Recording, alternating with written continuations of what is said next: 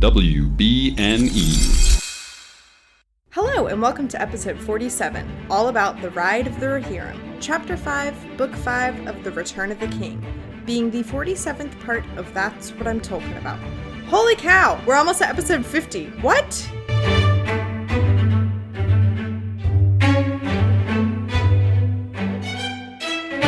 Hello, my name is Mary Clay. If that's too complicated for you, just call me MC. And today I'm joined once again by Ryan of the Sorta Star Wars podcast. Welcome back, Ryan. Thank you. Thanks for having me on again. I always love coming on. So back for Return of the King. Yes. It always gives me a good excuse to get back into the books. So mostly I'm a movie guy, but the Lord of the Rings books are so good. So any excuse to read it again is a good excuse. So yeah, and especially right now, it's really good. Well, yes. maybe you have different feelings. Maybe not this exact chapter.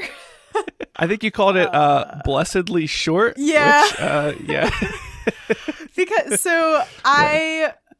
for whatever reason, I was exhausted yesterday. I was so tired, and then I was like, crap, I haven't read the chapter, and we're recording tomorrow morning, and the previous chapter is over 20 pages, and I was like, oh no. Oh wow. This isn't going to be good. And then I opened this up, and it's like 7 pages. Yes. It's perfect. As I rightly predicted in the previous episode, which has yet to come out at the time that we're recording this, but I was like, oh, okay, so there's this huge battle where at the end of it, the Rohirrim shows up, and then this chapter is called The Ride of the Rohirrim, so I'm assuming this is just going to be the chapter where we see Rohan getting from point A to point B, and that's exactly what happens here, so...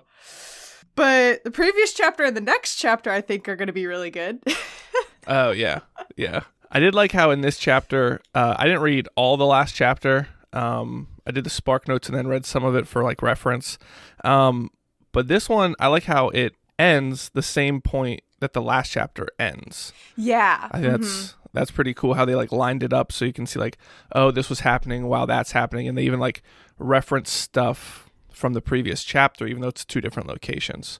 So that's always pretty cool to see the same thing from a different perspective. But. Yeah, it's nice because throughout this chapter there are references to like what's happening. Right. Since we've already had the perspective of what's going on in Gondor, we can see when they're like, oh, off in the distance they heard this sound, and like right. It's like, oh, that must have been the battering ram or whatever hitting down all the gates, and they heard, this, and that must have been this spring wraith or whatever. So it's cool to see what was going on with this crew at the time that all of that was happening. Right. And we also get some further context of like, oh, that's why Gondor was freaking out, is because the messenger got killed. Right, exactly. But before we get there, we'll start off at the start of this chapter. Yeah, this is chapter 5. Ryan messaged me last night and was like, I know you said we're doing Ride of the Rohirrim, but you also said that was chapter 6. And I was like, yeah, it's chapter 5. That's my beat. Last night, you mean like a week ago? Yeah, a week ago when I was supposed to read it. Right? Yeah. Okay. Yeah, I read it way long ago. You were like, I promise I'm going to read it tonight. And I was like, I do not care. Like, you could have hopped on the call and been like, hang on, I'm finishing the last page. And I would have been fine with that. So, I was like, I literally just finished it. It's no worries. I am a professional procrastinator. That is for sure. Oh, you're going to hear more about my professionalism when we get to the end of the episode with the discussion question, aka the other thing is that we are recording this episode now, actually, because the episode that this is so confusing. So to begin with, we are already recording this like a week, maybe a couple days before when I would normally record it, but I like recording early because it gives me a nice peace of mind. But I decided to split the episode on chapter 4 into 2 parts. So now this is going to be coming out like, oh my God. Oh, my brain. 2 weeks from now? I don't know. Wait, okay, so it's not coming out this week, not next week. Yeah, like 2.5 weeks from now. So so I was like, I haven't yet asked the discussion question in real life right now in order for me. So this is very confusing to explain.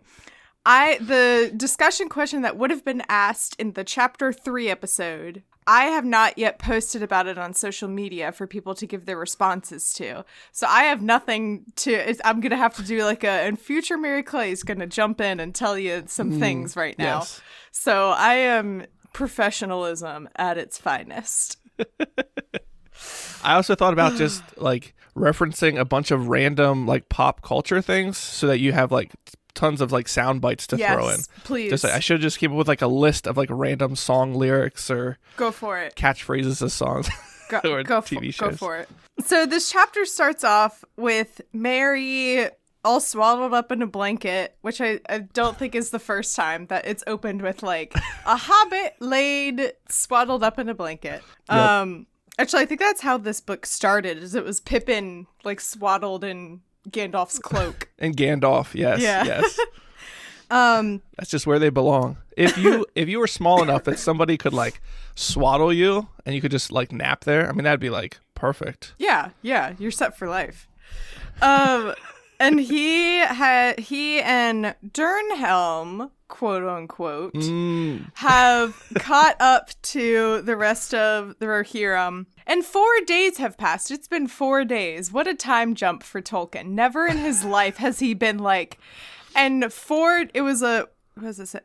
had ridden now for 4 days on end, and the ever deepening gloom had slowly weighed down his heart. Yeah, Tolkien's just like, you know what? We're all anxious to get to this big battle. Let's just fast forward, which I'm thrilled to have you on and to be talking to you, Ryan. But I also feel like this chapter is not necessary, and he could have just not included this chapter. Like there was not a single part of me that was wondering, like, but how exactly did Rohan get to Gondor?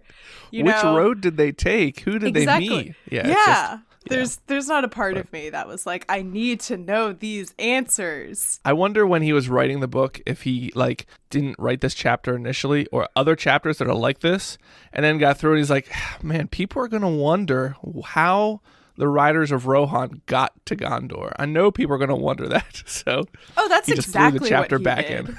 That's exactly what he did. He was like, people are going to have questions. And I have to provide these answers. They're going to wonder. He gave it to C.S. Lewis, and he's like, wait a minute. How did the riders get to Gondor? I need to know. Yeah.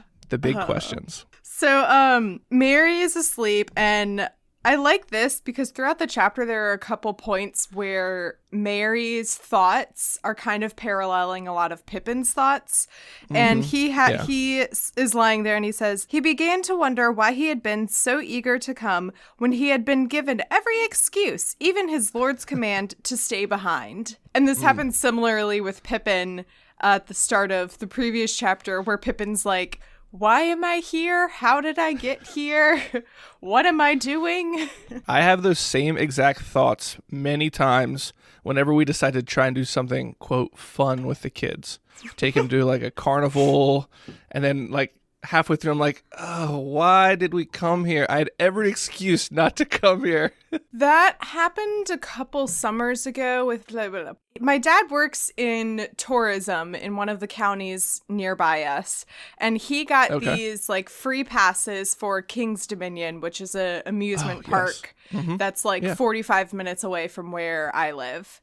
And we grew up going there all the time. And so my dad had these free passes, and it was the end of the summer. My dad was like, hey, these are just going to expire. So my sister, cousin, and I were like, okay, we're going to go. And so we go, and it had been a while since any of us had been there. And also, King's Dominion is like the forgotten middle child because we also have Busch Gardens, which is an hour away. And so King's Dominion is like, it's like the trailer park equivalent for amusement parks in Virginia. And so it was like, it wasn't crowded at all. Even for like the really popular rides that supposedly, like, I remember having to like stand in line for hours at some of these things. And we were just like going through the barriers. Like, no problem. Is that good or bad? It's like, wait, this is awesome, but why is no one here? Yeah, like, yeah. What's happening here? Yeah. And it was like halfway through the day, and we like had just finished one of the better roller coasters, and we were like, it had ended, and it was bringing us back into the thing so we could get off, and we all kind of looked at each other, and we're like, I don't think this is as much fun as we remember it being. Yeah.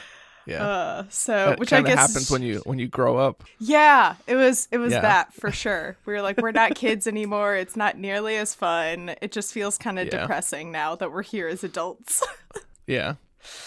So that's what Mary's feeling, and Pippin is there like, why are we here? We regret this decision. We could be eating and sleeping somewhere comfortable right now. Exactly. And then so Mary notes that Durnhelm had been kind of keeping to himself. Himself. Interesting. Yeah, definitely. What did you? I don't know if you talked about this already, but what arose your suspicions about this character? You're talking about him like you know his secret already. It was the fact that Tolkien made, it was like 2 paragraphs, not even. And in those 2 paragraphs, Tolkien made several mentions of the fact that like this soldier was a lot lighter and smaller and slimmer than a lot of other soldiers. Yeah. It's like that thing where it's like, I'm not saying that this person is Batman. I'm not saying my dad is Batman, but I've never seen them both in the same room. You know what I mean? That type of situation. I know. It's exactly that. It's exactly that of, haven't seen Eowyn in a while. I wonder what wonder what she's up to.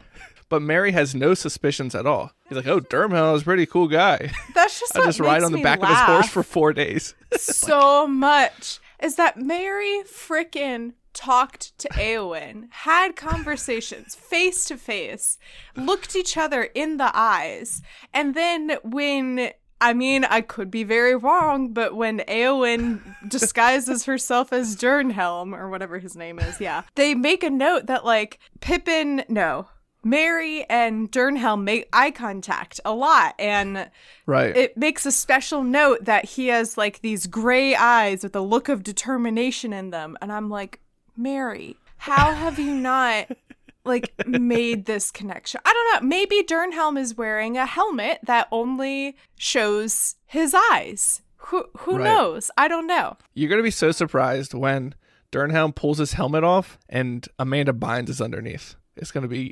crazy. I know. I have to give a shout out to, I need to pull it up. It was my absolute favorite reply. A shout out to Meredith Miller, because for 3 who knows how many episodes ago at this point, I don't know. She replied with, she said, Eowyn psyching herself up before walking into camp, and it's a gif of Amanda Bynes, and she's the man, and it says, I can do this. I am a dude. I am a hunky dude. I'm a badass hunky dude. And I just laughed a lot, because I don't understand how like I didn't make a She's the Man reference, because I literally talked about She's the Man in that episode. I know. I remember you guys were talking about that. But we didn't make, like, neither of us made the connection that like, oh, she's basically Amanda Bynes at this point. Yes. Yes. The other thing that's like that has kind of tipped me off is that when I like was first starting this thing, I sent Tyler and Ethan a GIF, the GIF of a woman going, I am no man. Yes. And Tyler was like, oh, that's really ironic. And I was like, what? Why? I was like, what? Is that from Lord of the Rings? And he was like, you didn't even know. No comment. And I was like, okay, so it's from Lord of the Rings. Yeah. If you're not seeing spoilers yet, you're doing pretty good. I mean, it'd be hard to avoid spoilers at this point. I'm pretty certain about what happens here, because also in the previous chapter, there's the line, not by the hand of man shall he fall. Oh, yeah. Yep. Interesting. that you note that a man is not going to kill them. And then there is also a very famous line, I am no man. Yeah. It's just like, I knew him. I saw through it immediately, and it makes me laugh a little bit because Tolkien to me is like, oh, I'm gonna get him. This is gonna be a huge surprise. And I'm like, I know immediately what you're doing. He could have made it a surprise. Like he's like, I know you talked about it before, but he's terrible at subtlety. Like he could have just not mentioned how much lighter and thinner and everything Durnhelm is, because like he didn't have to mention that. If you wanted it to be a surprise, why did he keep mentioning stuff like that? But, yeah. It's whatever. It's the kind of thing where, honestly, I don't think he could do it either way, and I would be happy with it, because let's say that, like, he didn't do any of this foreshadowing, this very obvious foreshadowing, and then all of a sudden, oh, bam, it's Eowyn. I would be like, okay, but that's just a really random thing that you decided to throw in there. And okay. Yeah. To me, it's kind of, in my mind, I'm correlating this to why Riverdale is a bad show, is because what they do is they will have all of these dramatic twists that they just throw in just to throw in. And it could have been good if they had done the planning up to that point to show the like pieces coming together that would then reveal and lead up to this dramatic twist. But they don't, and that's why it's a terrible show. How much of it did you watch? I watched like a good portion of it, and then it got to a point where I was like, I can't do this anymore. This show is just too insane. I dropped out in the 4th grade to run drugs to support my nana. That means you haven't known the triumphs and defeats, the epic highs and lows of high school football. I couldn't even figure out what like time period they were in. Like sometimes they have cell phones, sometimes they don't, but everyone dresses like they're in like the 50s, and it was like 3 episodes in and I'm like, oh wait, this is based on that comic. Like, oh, this is Archie and what's her face and all these people. Yeah. I think it was once Cole Sprouse's character. Cole Sprouse. What's his name? What's his name? Jughead. I was like, that's a pretty irregular name. So I used to have Archie comics back when I was a kid. I was like, I think I know what that's from. And then it made sense, but it was still strange. Very strange. Yeah, and it sucks because the first season was really good. And then I think all I saw was the first season. I don't think they planned to be renewed. And then they were, and they're like, oh crap, we got to keep this train going. Quick, let's do another musical episode. Despite the fact that none of these people are suited. I think that's when I stopped watching it, is they did a musical episode for Carrie, which Carrie the musical it's a more attainable show. Like a lot of high schools do it. So it's easier for non-musical theater people to do. And then they're like, okay, let's go with a similar vibe. Let's do Heathers the musical, which is an insanely hard musical. And it was not good. And I was like, that's when you've lost me. You lost me. I don't remember any musical episodes. I remember Archie. They were in like, I want to say singing. like maybe season 3, I think. Okay. I don't like it in shows where as soon as the person starts singing, it's like so like has so many effects and you can tell it's pre-recorded. Like it's so obviously pre-recorded. Like I felt like that show was like that. It's like they're talking, then they start singing. You're like, oh wow, this was like recorded in a studio. This would not sound like this. Whereas High School, the musical, the series, the musical, the musical, whatever that one is. I watched that and I was like, they did a good job. Hang on. Wait, I want to try and get it. High School Musical, the series. Yes. That one I thought they did a good job of like, once they start singing, it sounds like they're actually singing there. I don't know. But that has always bothered me in movies and shows when they switch to someone singing and you're like, oh, this is like on a soundproofed studio, with equalization and everything like that. But just while we're on the topic of like musical shows, I highly recommend watching Zoe's Extraordinary Playlist. It's a very good show. It's on Hulu. Is that the one with the girl from Suburgatory? No. I think Maybe. not. By your face. I know By who your you're face. talking about, but I never watched Suburgatory. I have to check this because there's a very good chance it could be because they do look alike. But it's about this girl who she is getting this MRI and then like an earthquake happens and something happens in the MRI machine that gives her this power where she is reading, kind of like inadvertently reading people's minds and feelings.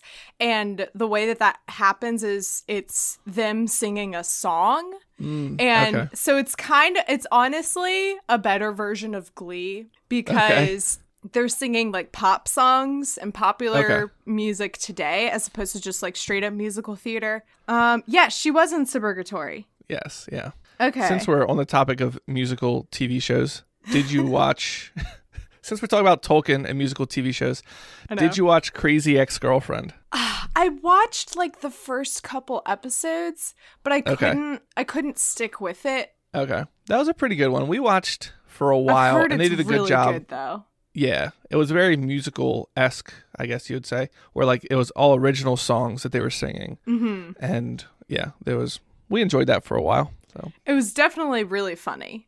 Yes, definitely. And I don't know, I just like couldn't stick with the premise of like I mean, I know it's called Crazy Ex-Girlfriend, but like she stalked this guy and is obsessed with him and is like just totally losing it, and I can't stick with that.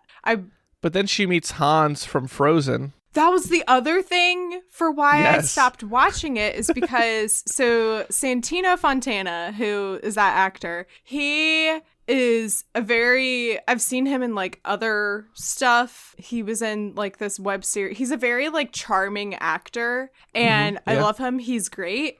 And as soon as I saw that he was in it, I was like, oh my God, he's going to be her love interest. And I like looked it up on IMDb and he was only on for like one season. And I was like, what? Oh, no. Really?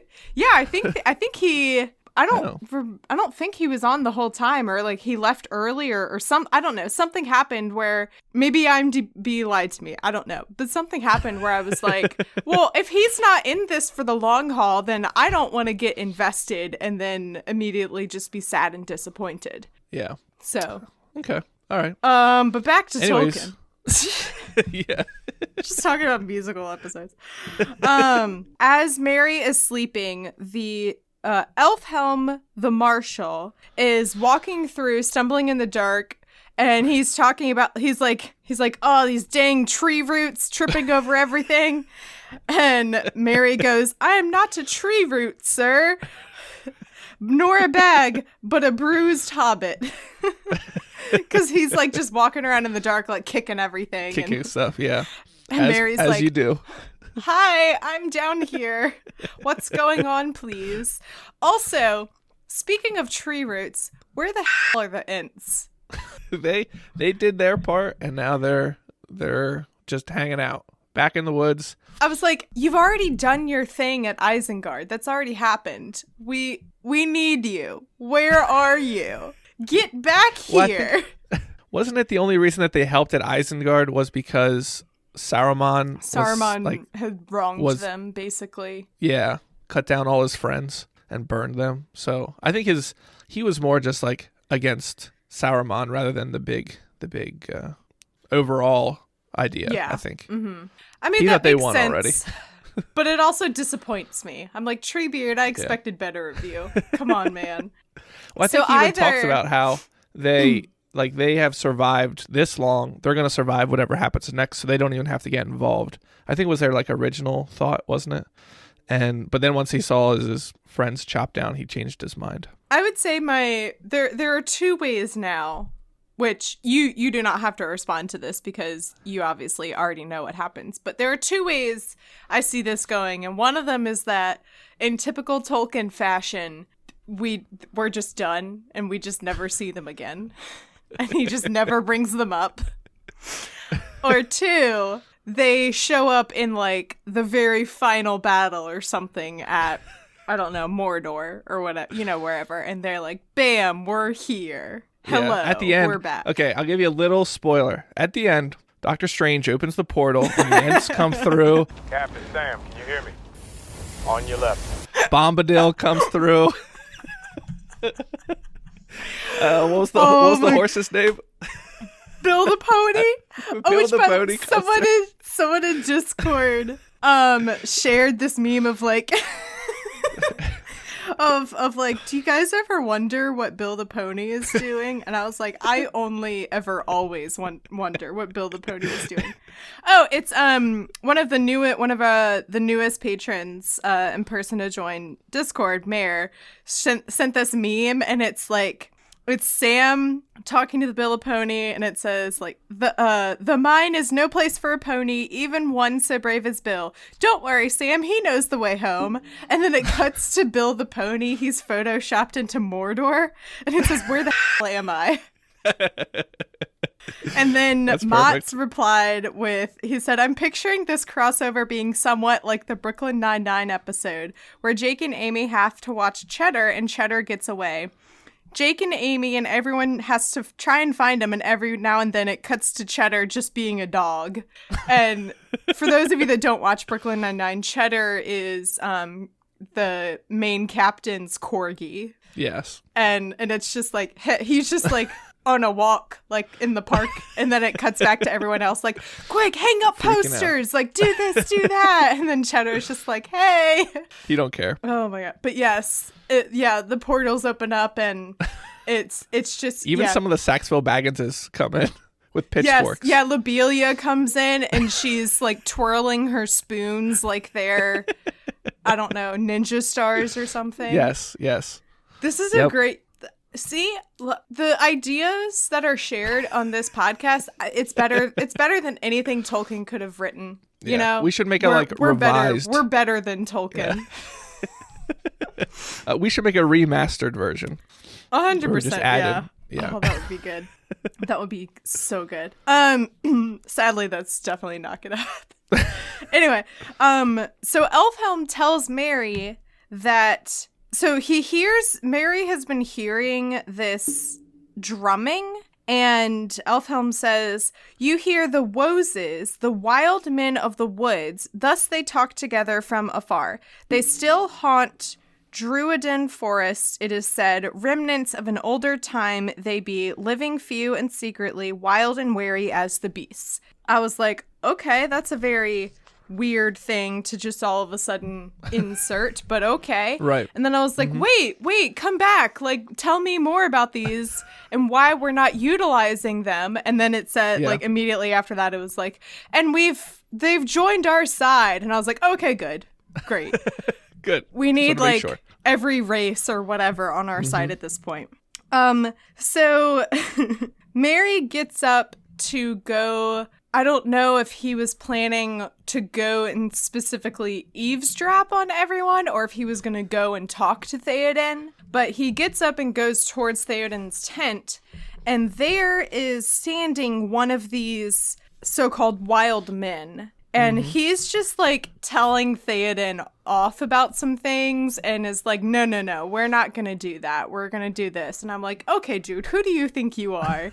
You've just showed up in the middle. This is just, I think, the most random that Tolkien has ever been, because this is the first time he's ever introduced these characters, these wild men, whatever. Maybe there was some allusion to them in, a previous book or chapter or whatever that I missed or misinterpreted. But he brings them in for this chapter, and then at the end of this chapter, they disappear, and it literally says they were never seen again.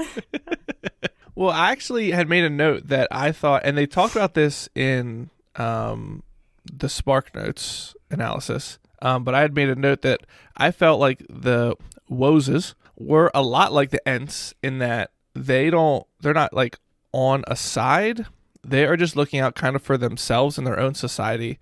So right now they're being like pushed out of their homes because of all the orcs and whatever else they call them, Gorgon or whatever.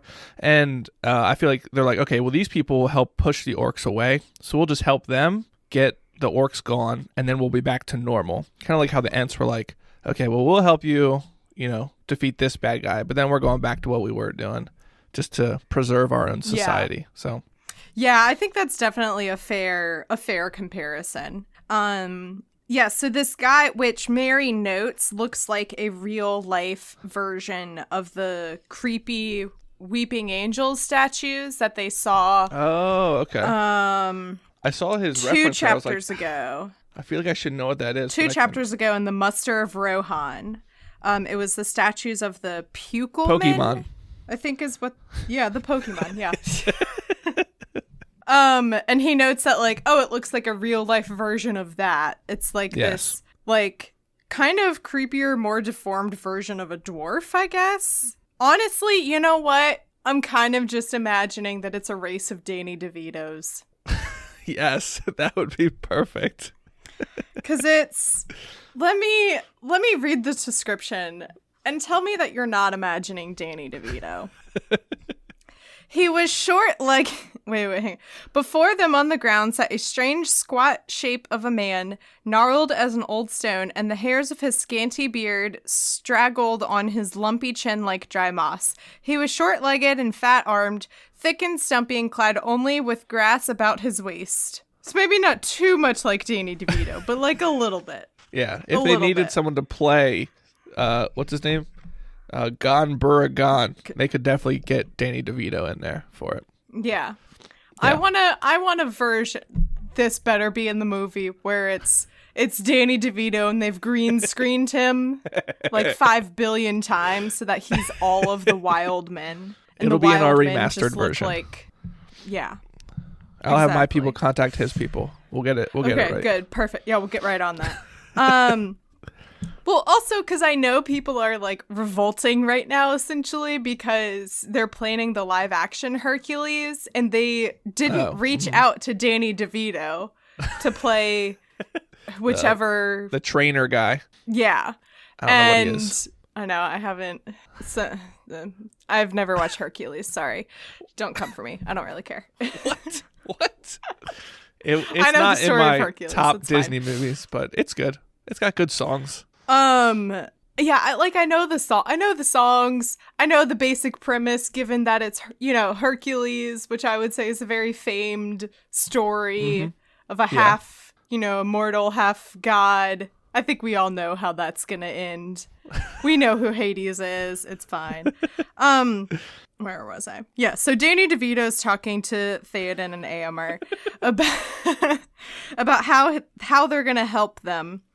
And they're basically like, we're not going to fight because that's not what we do, but we will bring you news and we'll go and watch and see what's happening.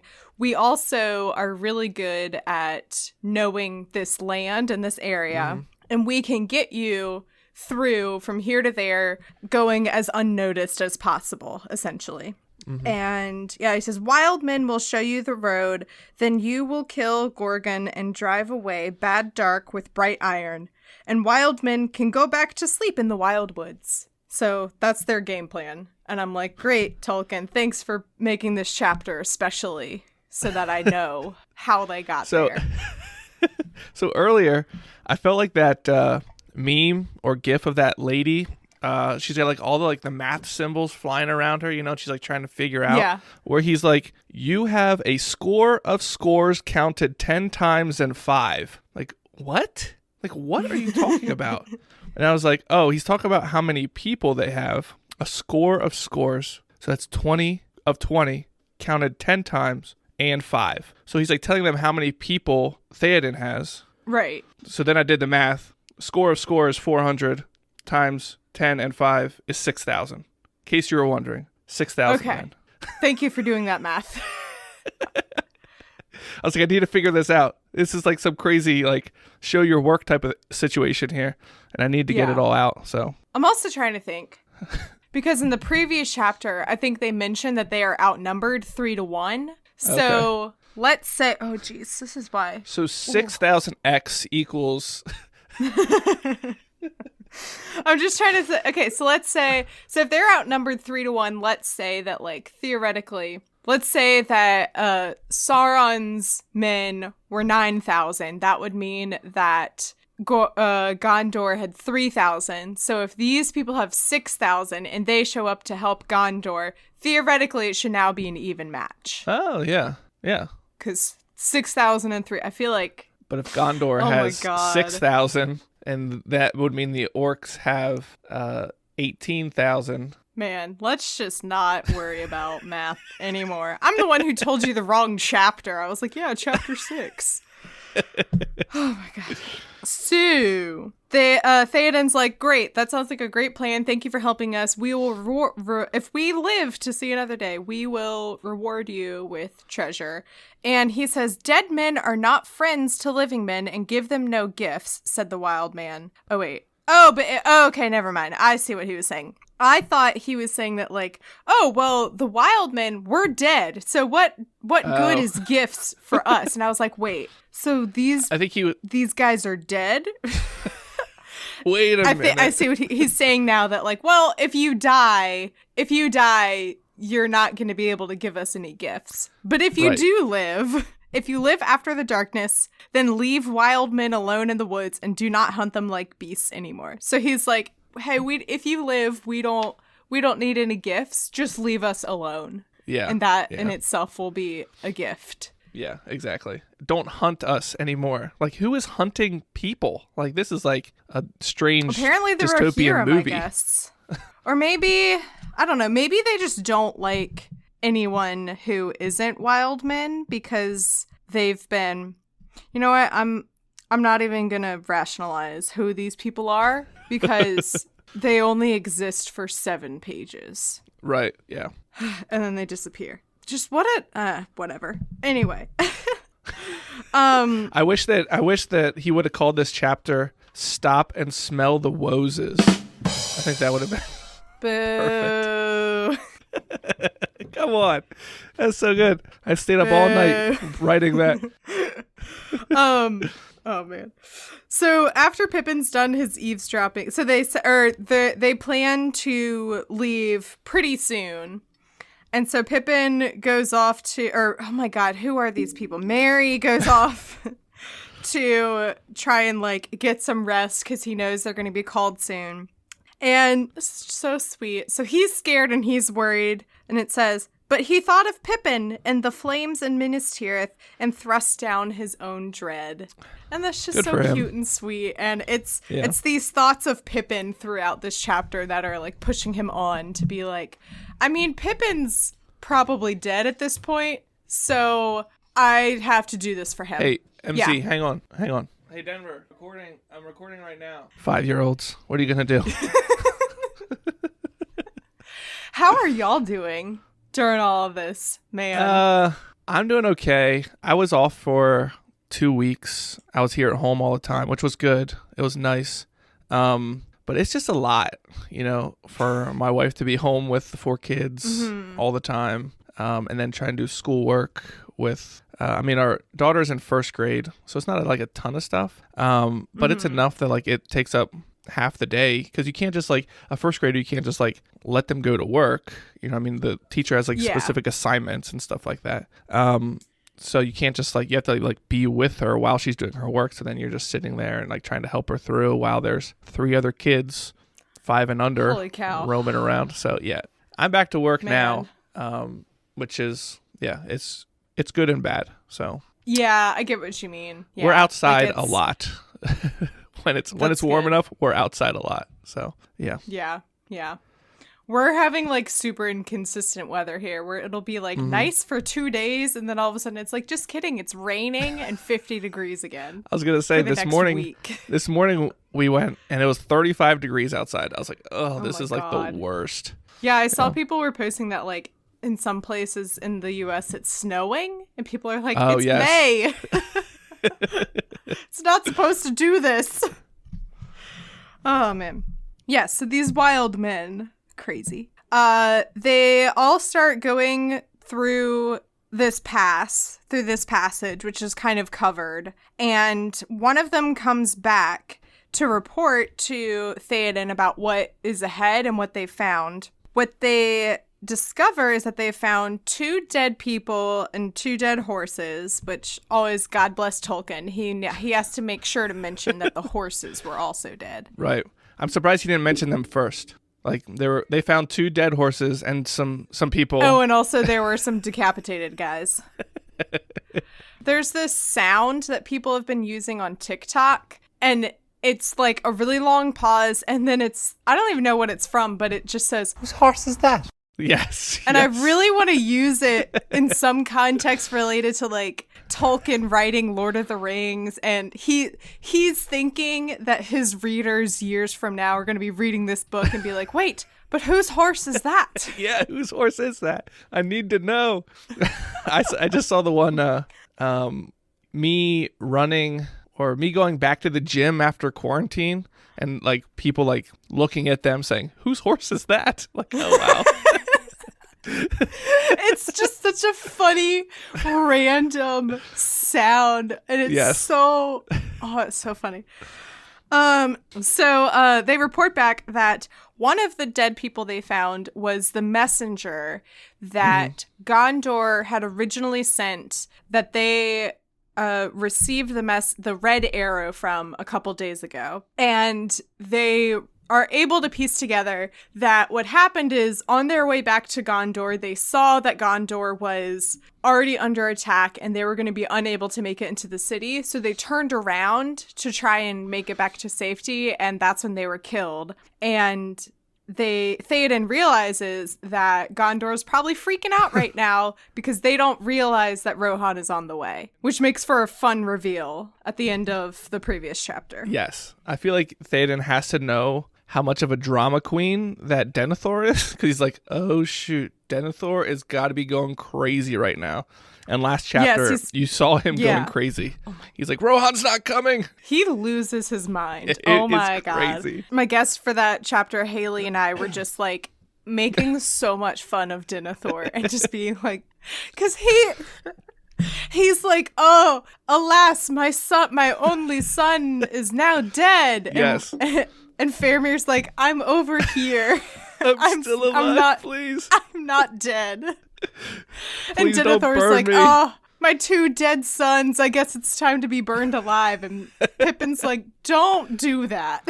Yeah, he even like talks about like my family line has ended, so I'm gonna kill myself. Like I don't know what his thoughts are here. He loses it. I can't imagine what it was like when he lost Boromir. Oh my God. If he was this upset when he lost a son he didn't even love. Well, that's the other thing about it, is he like straight up says to Faramir, I wish you had died instead. And then when he's dying, he's like, oh no. Yeah. I know I just watched the movie recently, Return of the King, and that was one thing that they got like spot on. Denethor is like way over the top in the movie, and they nailed it. So you'll appreciate that once you get to that in 4 to 3. He's so 4 to 5 dramatic, years. yeah. Yes, Theoden says, alas, then Denethor has heard no news of our writing and will despair of our coming. Need brooks no delay, yet late is better than never, said Éomer. So basically, well, better late than never. Let's get going. I like how they reference that same exact comment later when they see. Do they? When they see when they actually like see Minas Tirith, they're like, "Oh, late is not better than never," because it's like in such like, shambles. They're like, "Ooh, yikes!" Yikes! I just thought that was funny. They're probably all dead by now. That's RB. That's RB. After the wild met Gone Bury Gone, his name, whatever. After Danny DeVito comes back with the word that this messenger had died, he says, basically, he's like, hey, let's not worry.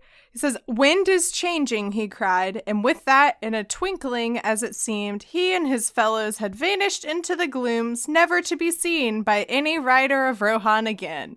And that, my friends, is the beginning and the end of by far the most convenient random race of people to bring into Lord of the Rings. Yeah. It was interesting because they could have just had, I mean, they talk about scouts that they're sending ahead. You would think that like scouts would be able to find this road as well, but it was that well hidden, I guess, that only the people of the mountain could find it. but yeah, very these convenient. random people, whatever. Where else? So as they keep moving forward, they come out of this pass and are able now to look onto this battle and the scene of what's before them, and that's when they're like, oh crap. Theoden says, "Now is the hour come, riders of the mark, sons of Eor." I never can say that right. Arl. My name is Arl. Eorl. That was a show, wasn't it? With Jamie Lee Presley. My name is Errol. I was like, where is he going with this? Is that this show? Oh my god. "Foes and fire are before you, and your homes far behind. Yet, though you fight upon an alien field, the glory that you reap there shall be your own forever. Oaths ye have taken. Now fulfill them all to lord and land and league of friendship." And that's their rallying cry, essentially. Mm-hmm. They march, they move forward. And this is when Merry, once again, with this parallel kind of with Merry and Pippin, of both of them being like, I'm useless in battle. It's like, I should have listened. Why am I here? He felt now bitterly the truth of the old king's words. "In such a battle, what would you do, Meriadoc? Just this," he thought, "encumber a rider and hope at best to stay in my seat and not be pounded to death by galloping hoofs." Yes. He's like, he's I'm finally realizing. To see. Yes. Theoden maybe had a point. Yeah, so he and Pippin are useless. What a surprise. The Ring Wraiths and the Morgul King, the Black Captain, as he's also called, they have been moving forward so forcefully towards Minas Tirith that they are neglecting to kind of turn around and look behind them, which is what is giving the Rohirrim their advantage here, is that they're able to come by and come up behind them, essentially, and surprise them and come in with a nice dramatic entrance, sans portals, unfortunately, but is this, did they call him the Witch King in the previous chapter, or is that so? That's what's so funny, is that he has been called 5 billion names, and right. Everyone seems to know him as the Witch King, and I don't think he has yet been called the Witch King in the book. Okay. So I guess that's probably maybe a movie thing that maybe has been made more famous. Yeah. Or made that title more famous. But it's just so funny because he has like 5 billion names. It's like the Morgul King, the Lord of the Nazgul, the Nazgul King. I don't know if you had found this out already. But did you know that he's the one that stabbed Frodo? I did not make that connection. I was about to say I didn't make that connection until the last chapter, but it wasn't me who made the connection. My guest Haley told me that, and I was like, "What?" Yes. I was like, "No way!" When I found that out, I was like, "Oh, well, back then." When he stabbed Frodo, they didn't make any special mention of him specifically. It was just like all the Black Riders in one stabbed him, I felt like. And now we found out he's some higher upper of the hot shot. I don't know. He came back and he was like, maybe they promoted him after that. They're like, hey, you stabbed the Hobbit, so you get to be the king now. I guess is how that oligarchy works. I don't know. Yes. Or monarchy. Who knows? As they approach battle, they feel this everyone kind of feels the heaviness of the area. And Merry notes in particular about, I think it's Theoden. Where is it? Yeah, Theoden. He seemed to shrink down, cowed by age. Merry himself felt as if a great weight of horror and doubt had settled on him.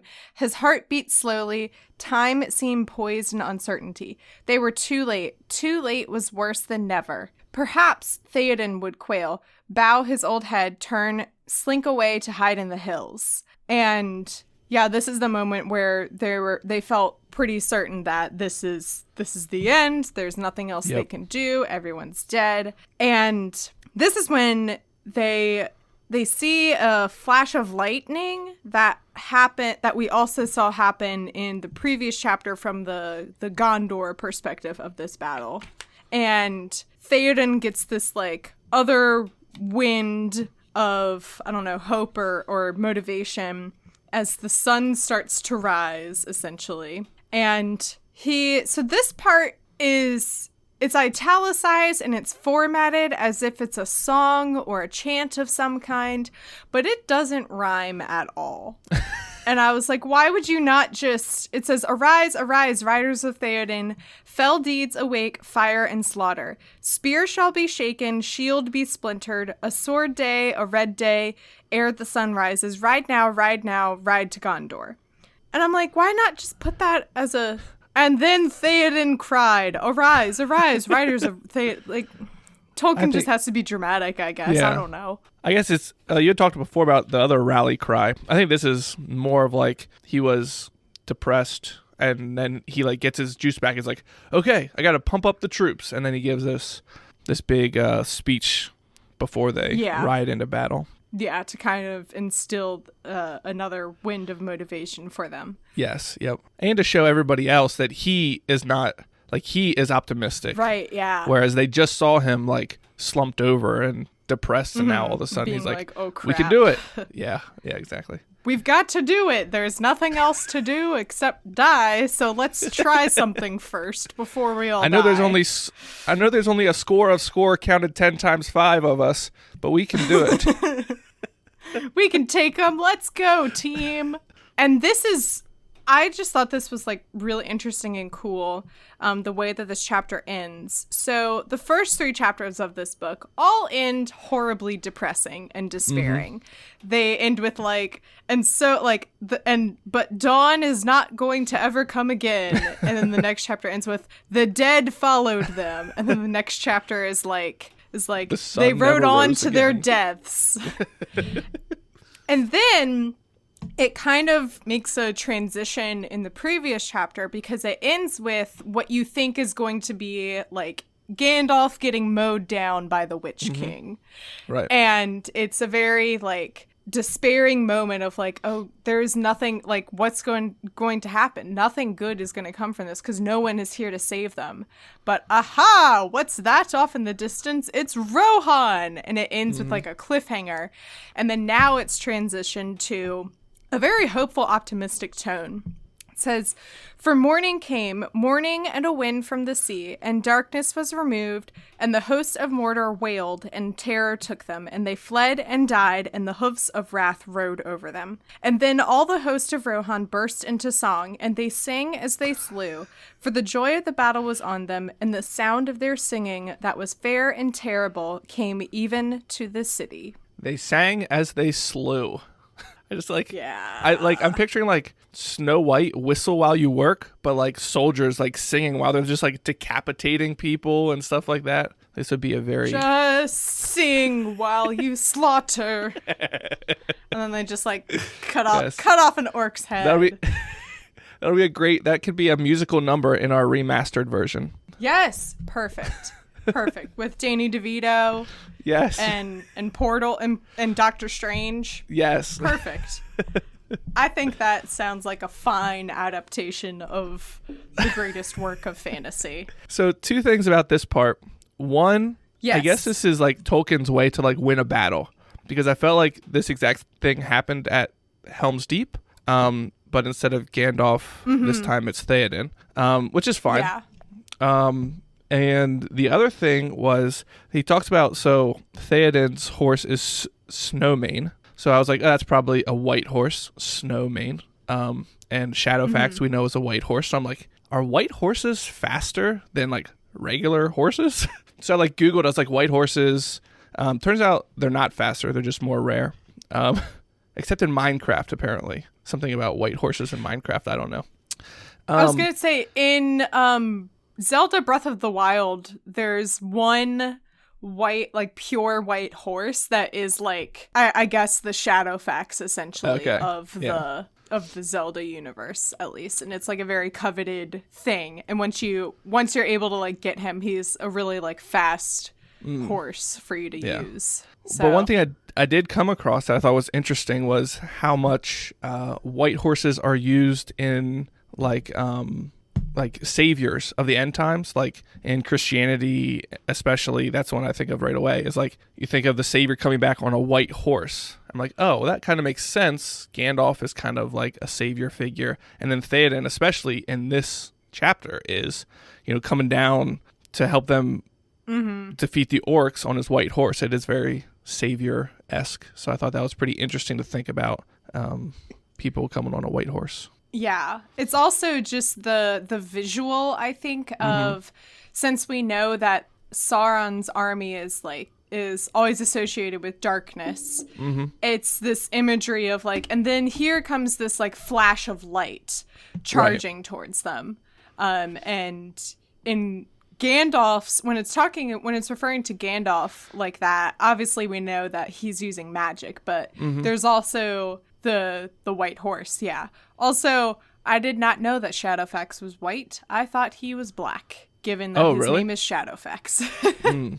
Sometimes I have a hard time separating the movies and the books. So maybe they didn't mention that in the book. Well, I was going to say, I don't think they've ever referred to like what color he is or anything. But I did think it was interesting how the naming of Theoden's horse and Gandalf's horse are kind of contrasting, because it's Shadowfax and Snowmane. Yes. And Shadow is black and Snow is white. And I don't know, just kind of, I don't know. I just thought it was interesting that like they have see, this is what Tolkien wanted by giving all these horses names, is for us to talk about the colors. We're giving in to exactly what he thought his readers would be doing. We can't give him that satisfaction. Okay. Maybe Shadowfax's coat is described as silvery gray in daylight and hardly visible at night. So I guess he's not a white horse. So Shadowfax is just whatever he wants to be, I guess. Yes. At any given point. Yeah. Well, that was a short chapter. Now we can get to the battle. I feel like that's also why Tolkien made it short. Is he's like, surely people are gonna want to get through this to get to the big battle. They're, the last chapter ended on such a cliffhanger, and people are going to be eager to see what happens next, which I am indeed. Although I have a feeling I already know what happens. I'll start practicing my best gasp. Surprise face, yes. And then Durnhelm took his helmet off, and beautiful hair flowed down. I am no man. I am Fa Mulan.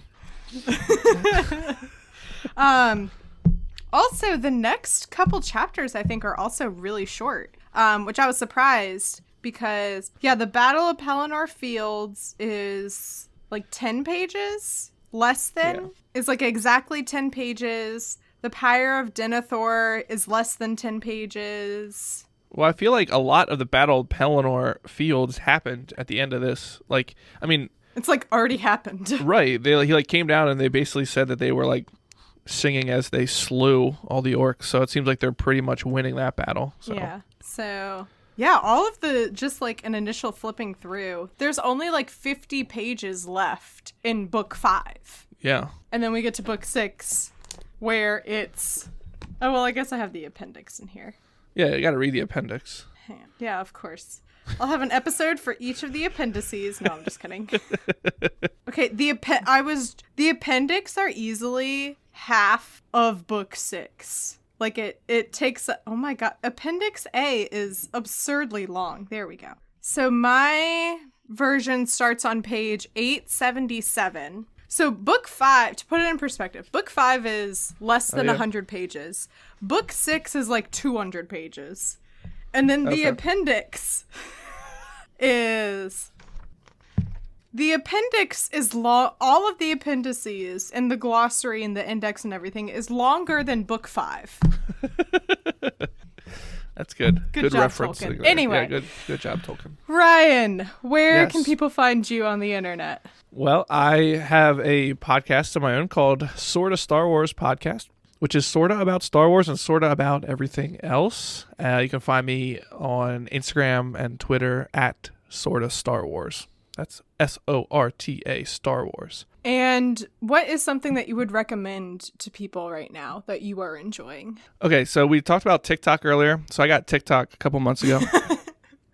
And I would recommend a certain user on TikTok.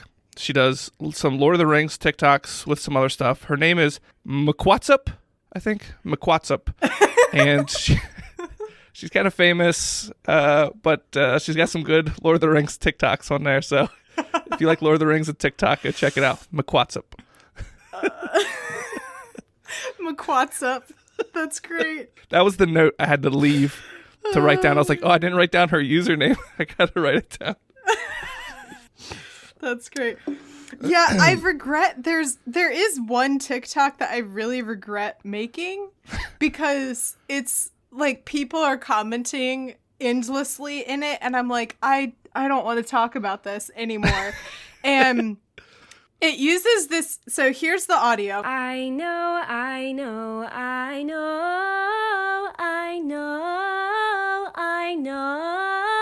and I don't care. So that's the audio. And I did it with like, when I call Lord of the Rings a series or a trilogy, I always get some comment that's like, it's actually one book.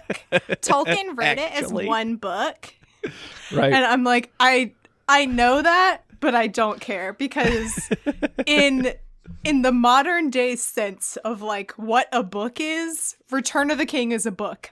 Technically it's 2 books, you know? Right. So, exactly. Whatever. And so I made that and that there are all these people commenting in it about like, who even calls it one book? Obviously it's 3 books. So now there are people arguing with me about how it's not one book. And I'm like, I can't win. I can't I can't do this anymore. Yep.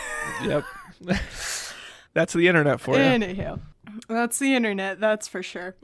All right. I'm trying to think if I asked you all the things I was supposed to ask you for the end. I think I did. Yes, I did. Okay. I need to give my final thought. I wrote down a final thought here. Okay, what's the final thought? You can't spell slaughter without laughter.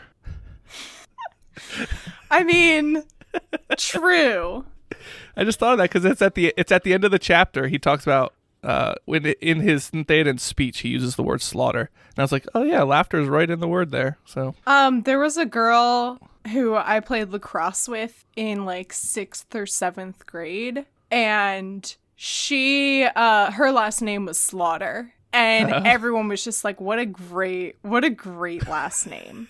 I hope she's doing like roller derby right now because that like what a great last name to have for. Yes. That was something that I saw. I can't remember it.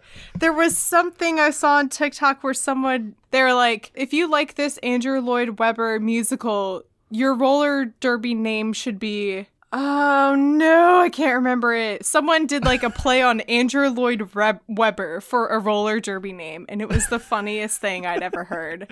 And I was like, well, now I have to do roller derby just so I can have that name. It was too good. Anyway, okay. That's what I'm talking about as a proud member of WB&E. You can learn more about that by going to WB&E.org, where you can find all of our wonderful shows, such as Hello from Elsewhere, which, by the way, Valerie will be on next week. But you don't have to wait until next week to hear their voices because you're going to hear them now. Hello from Elsewhere. That's the name of our podcast. I'm Casey. And I'm Valerie. On our podcast, we dive deep into the characters and themes behind your favorite movies and books, all through a positive lens. We explore all your biggest pop culture questions, both thoughtful and silly, like what is the symbolism of magical portals in fantasy stories? What would happen if Princess Anna went on a date with Kermit the Frog? And what does the name Kylo Ren mean anyway? Hint, it has something to do with flowers. Isn't that so cute? If it's pop culture, we're interested in exploring the meaning behind it. So come journey through Elsewhere with us, wherever you get your podcasts. Hey, did you know someone once used the word jovial to describe Hello from Elsewhere? Did you know someone once described our podcast as better than a Wookiee hug? That is literally the nicest thing anyone has ever said. The cover is by Graphite, aka Vaishon Brandon. You can support him on Instagram at graphite.vmb. You can find the podcast on Twitter and Instagram at TolkienAboutPod, as well as join the Facebook group. You can find me on Twitter at MCWhatsup and Instagram at MCTurnedDownForWhat. You can become a patron and get access to cool stuff and extra content. And this week's sponsor is a new sponsor. It's Clark. Clark is a new member of the Talking About, I hate saying fans, community. Thank you, Clark, for joining this community. And thank you for supporting the show. I appreciate it. You can also support the show now by getting a super shout out. What's a super shout out, you say? Well, it's a one-time payment for a message that I will say on the show. And we have options available for individuals and small businesses. So let's say that you are a person who wants to recite the Canterbury Tales prologue in the original Old English, which I do know, by the way. So you can do that. Win that opera with a short of Sorta, the drought of March hath pierced it to the rota. That's right, Miss Brown. It came in handy. My 12th grade English teacher. She said one day it would come in handy, and it's going to come in handy when someone sends a super shout out and wants me to do the Canterbury Tales prologue in Old English. Let's say you're a small business who has stickers and you want to tell people about those amazing stickers so that people can stick them all over the place. You can do that with a super shout out. So go to wbne.org and click on the link in the top right to get your super shout out today. And this is when future Mary Clay is going to have to jump in with the discussion question stuff, because not only did I not gather answers for a past discussion question, but I also have not come up with a discussion question to go along with this episode. Ryan, do you have any ideas for one? Nope. Great. All right. Future Mary Clay is just going to come in here and she's going to tell you what's up. I'm the one who's supposed to come up with it, so don't worry about it. Oh my gosh. I was like literally I was lying in bed last night, which by the way, I went to bed at 9:30 because our Wi-Fi went out. I was like, good. What am I doing? Oh, it was great. Except for I woke up like 20 times. I don't know why. But I do remember at one point I was falling asleep and then I was like, I didn't come up with a discussion question. And then this morning I've just been like racking my brain to be like, what's a good question to go along with this one? Because I don't know. If I think of one, I'll let you know. Sounds good.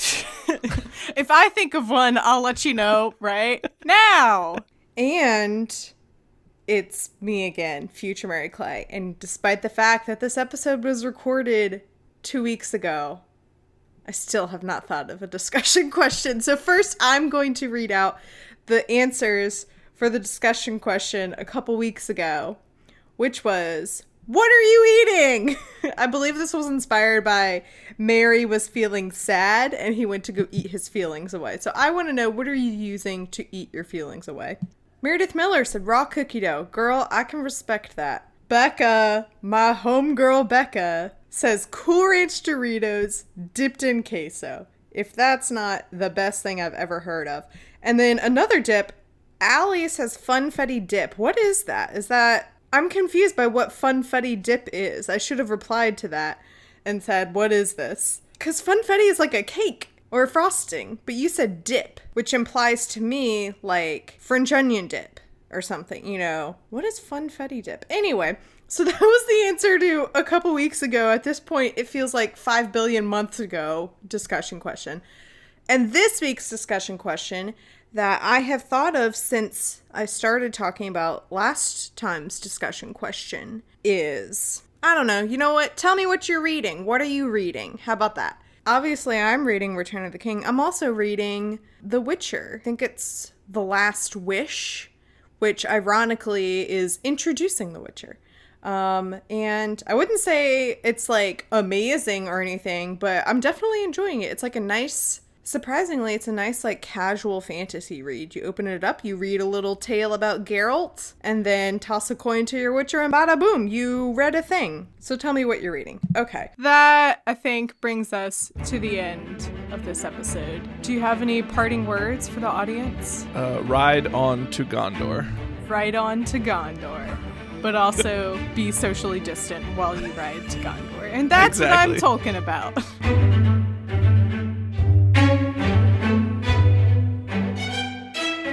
Oh my god, alright, I'm ending this now. Go back to past Mary Clay, who probably doesn't know what she's talking about, because future Mary Clay doesn't know what she's talking about either. Remember when I put a thing in at the end of last week's episode, and I said, hey, I'm losing my mind, come back next week to keep hearing me lose my...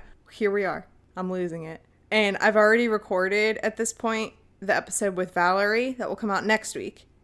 And I can tell you for sure that I definitely lose my mind. I keep the hits coming. All right, goodbye.